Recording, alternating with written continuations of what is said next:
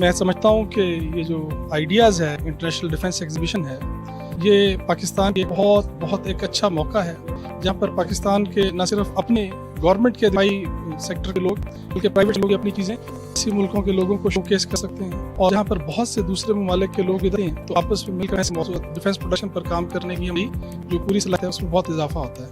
तो अल्लाह का बड़ा करम है कि कोविड गुजरने के बाद आइडिया बड़े धूमधाम से हो रहा है। मुझे उम्मीद है कि पाकिस्तान के लिए बहुत खुशाइन चीज़ साबित होगी इंशाअल्लाह।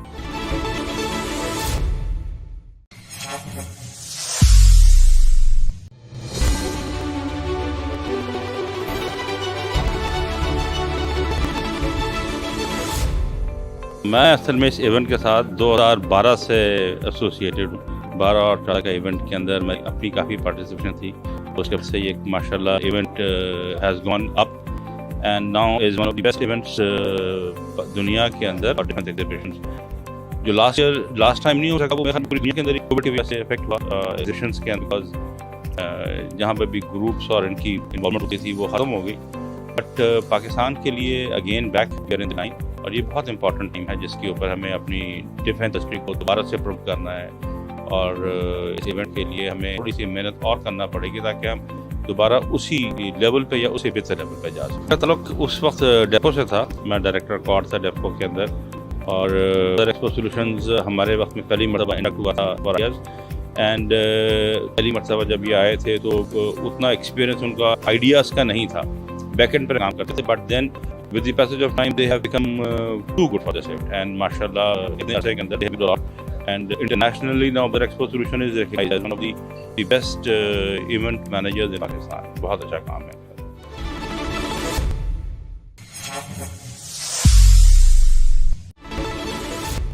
Federal Minister for Defence Production, Federal and Provincial Ministers, Chiefs to Sindh, the Chairman, Joint Chiefs of Staff, Chiefs, Director General, Defense Export Promotion Organization, Senior Civil and Military Delegates, Chairman and Chief Executive of the National and International Defense Organizations, Excellencies, ladies and gentlemen, Assalamu alaikum and good morning. It is my pleasure to speak at the 11th edition of the International Defense Exhibition and Seminar, commonly known as Ideas 22. I am very pleased to see the presence of a large number of guests, including honorable delegates, exhibitors, and visitors who traveled from around the world to join us today.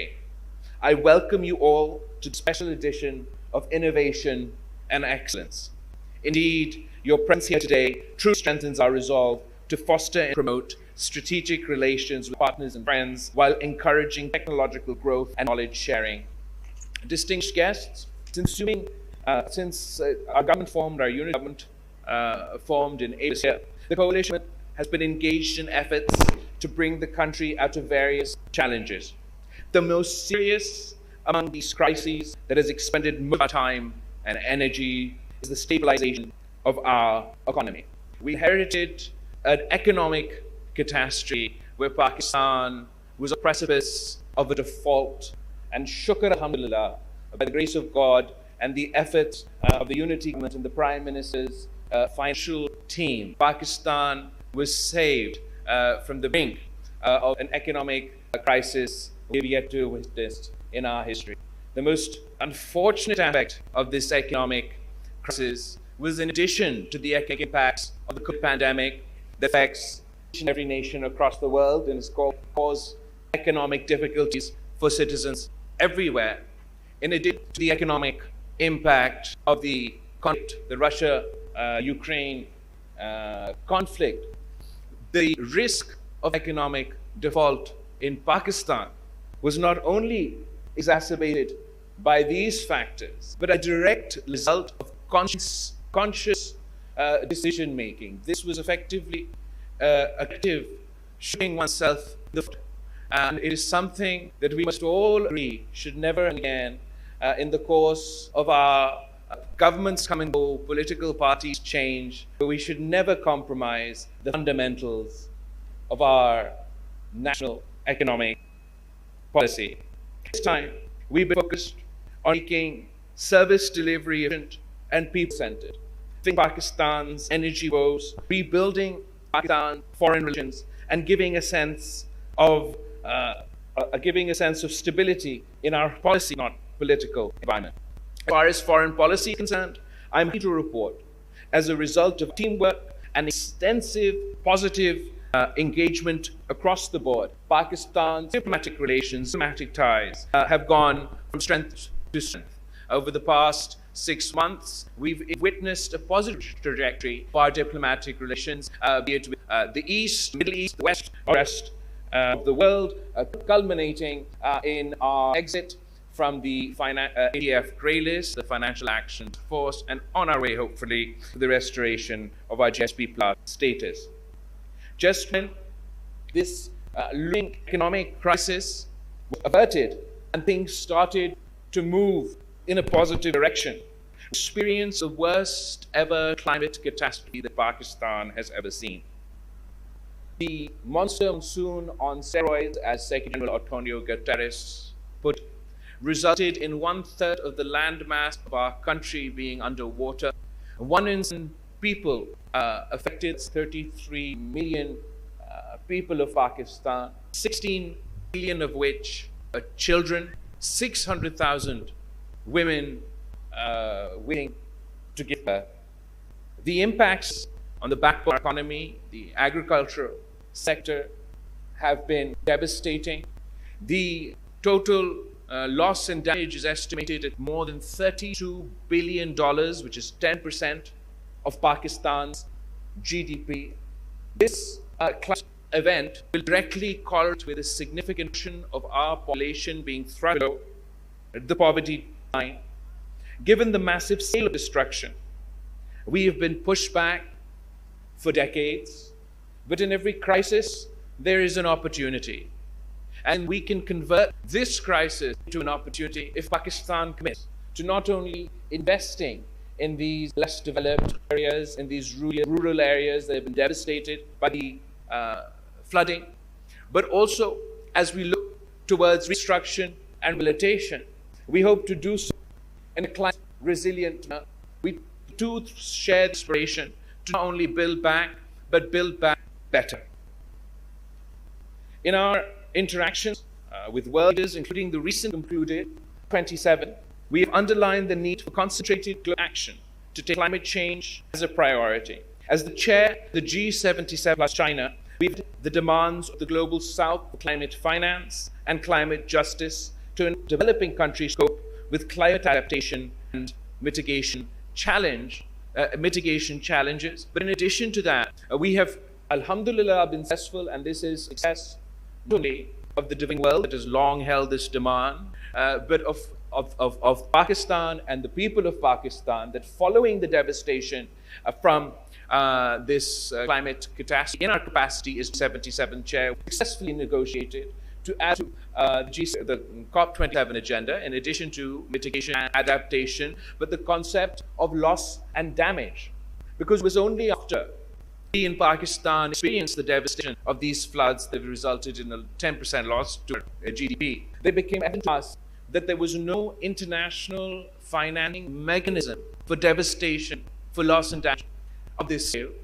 And it was after our own experience that we joined the countries that have long been demanding that loss and damage be added to the COP and global agenda. And we hope it was too late for the people of Pakistan to benefit the lack of such an institution, that the next developing country to be affected will be able to benefit from a nationally agreed upon mechanism for fighting loss and damage.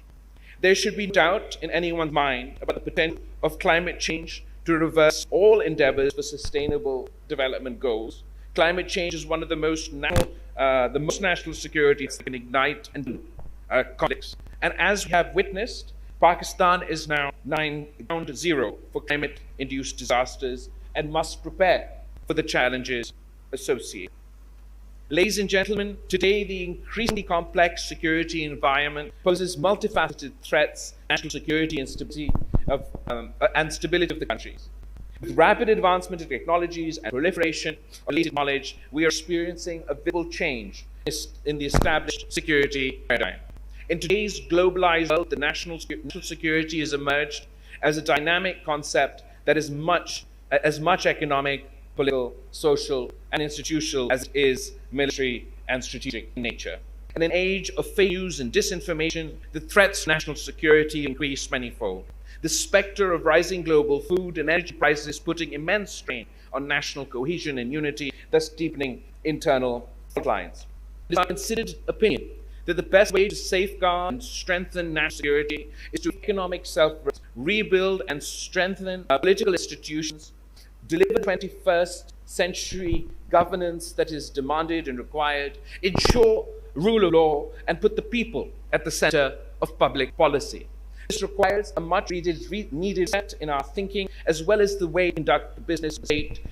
Internal consolidation alone enable our nation to secure its core economic policy and security interests. And in order to do so, each institution must function within not only their constitutional domain, but with a primary focus on their objective, on their national goal.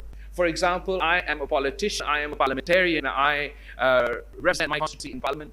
My job is answerable to Parliament, to be present in Parliament, and rather than lashing out with my political opponents in the streets or in the public arena, we have created this forum where all people of Pakistan can be presented, where our exchange of ideas, our debate should lead to the addressing of issues of national importance, consensus, to move beyond our consistent state of flux and focus on the priorities of our nation.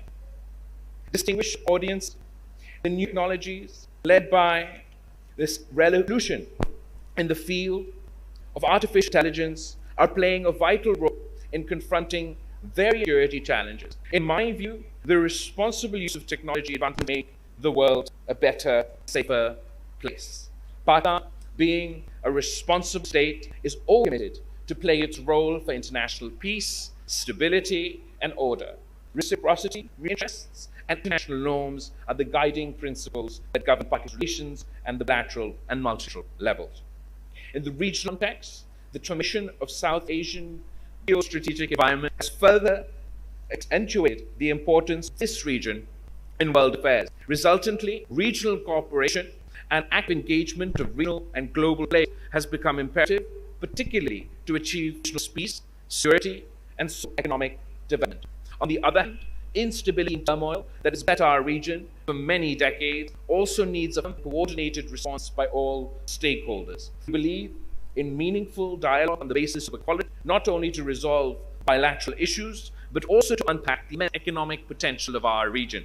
It is here that the peaceful resolution of the long-standing occupied Jammu and Kashmir issue is, in light of the UN resolutions and aspirations of the Kashmiris, is central to the establishment of sustained peace in South Asia. Distinguished guests, heartening to note that Pakistan's defense industry has now achieved a good level of quality and reliability, wherein its products are comfortably competing in the national defense market.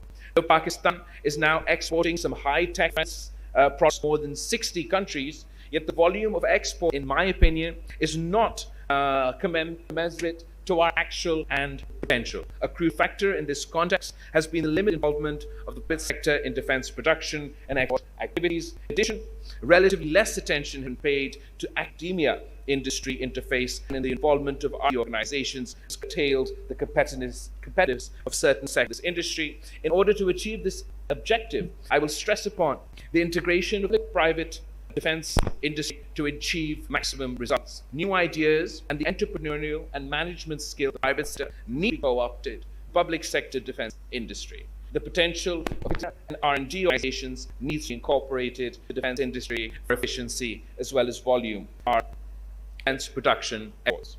Our government, ladies and gentlemen, will continue to promote a business-friendly environment, investments in human capital and development in the demand-driven industry. The unity government is also committed to deliver an industrial strategy that contributes to growth and employment and encourages small and medium enterprises to come forward and join hands in the development of our defense industry. In this regard, I look forward to the Ministry of Defense Production's formulation of a clear policy framework to integrate the whole potential of Pakistan's defense industry.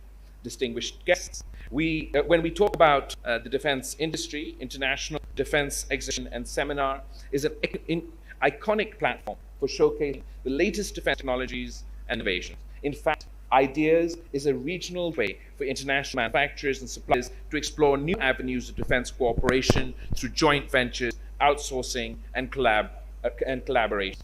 On the other hand, the presence of a large number of foreign exhibitors and delegates from Pakistan's deep and mutually beneficial relations with the international fraternity, I would say that Ideas is a shared vision for global peace, stability, and harmony amongst the community of nations. And the Ideas slogan, Arms Peace, truly reflects Pakistan's response in this regard. Ladies and gentlemen, before I start, allow me to appreciate the efforts of the Ministry of Defense Action, Defense Export Organization, for successfully holding a series of ideas to exhibit the best of Pakistan's defense sector and promoting international cooperation in the field of defense production. I applaud the continuous support of the Federal Provincial Ministers, the Pakistan Armed Forces, law enforcement agencies, and the government of Sindh for successful conduct of this mega event. I am also very pleased to know the Pakistan Post Services has issued a commemorative post stamp to complement the holding of this very special edition of Ideas 2022 in the 75th year of the independence of Pakistan, and I am positive that this landmark event will achieve more progress in the years to come. I thank all. Pakistan Zindabad.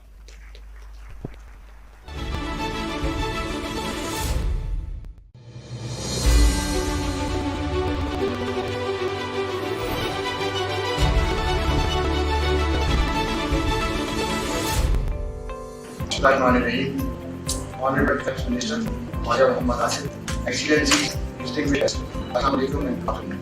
It is a great honor to me to extend a warm welcome to the Defense Minister, Federal State Ministers, Sheikhs, Ambassadors, High Commissioners, officers from cities, our guests from national media, business group, and parties. We are grateful to the Honorable Minister for placing failure to launch the International Defense Exhibition itself 2022, better known by the name Ideas.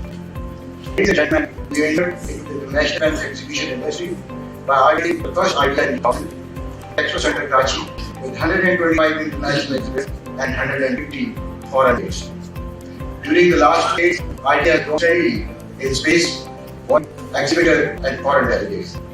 In ICT, we had a record participation of 524 exhibitors and 231 delegates representing 44 countries. And we are lucky with General Sir who was the DG, and we had a record participation across it.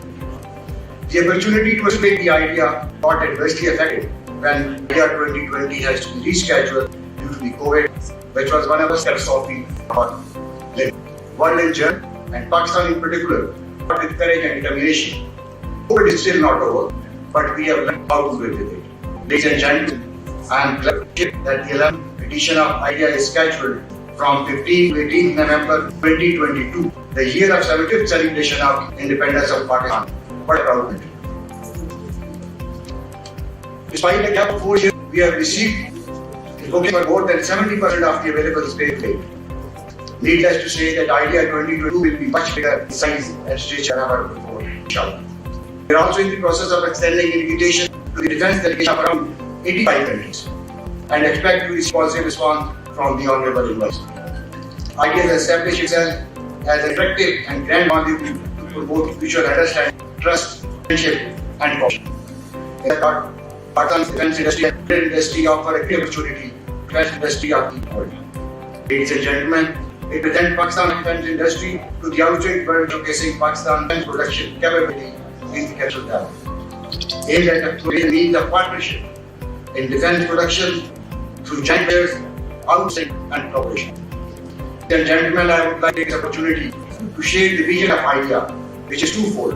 And it aims at increasing space for joint cooperation between Pakistan and private enterprises with the regional and global partners. On the other hand, it is meant to enhance the possibilities of public-private partnership, providing a unique opportunity to our friends from friendly countries to bring Pakistan together, interact with each other, cooperate to build defense ties, and find solutions to the problem confronting the region and the world. I wish to make a special mention of your Congress as well as the authority of Pakistan for their all-important availability of Expo Center Karachi as a venue for Ideas 2020. I would also like to thank the Administration and for Pakistan Post for according approval for issue commemorative post stamp on 14th August 2022, signifying the holding of 11th Idea in 75th year celebration of independence of Pakistan. The government of state and Karachi district administration have always been forthcoming and very supportive of holding this mega event in Karachi. I would also thank Badar Expo Solution, our event organizer, for his unique and untiring effort for Karachi. Ladies and gentlemen, I would like to thank all the guests, accepting the invitation, Minister Me. Honourable Defence Minister, we are personally grateful for your presence on this occasion. I thank you all, ladies and gentlemen, for attending.